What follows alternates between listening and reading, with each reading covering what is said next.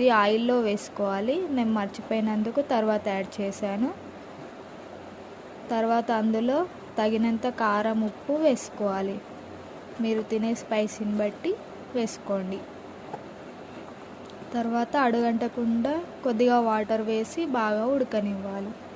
ఇలా ఆయిల్ పైకి తేలేటట్టు ఉడికాక అందులో ఫ్రై చేసుకున్న ఎగ్స్ వేసుకొని బాగా కలపాలి.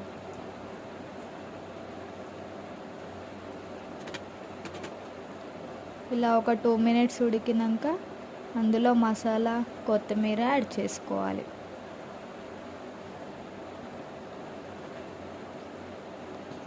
ఇలా గరం మసాలా, కొత్తిమీరతో కాసేపు ఉడికినాక స్టవ్ ఆఫ్ చేసుకుంటే ఎగ్ పుదీనా మసాలా కర్రీ రెడీ.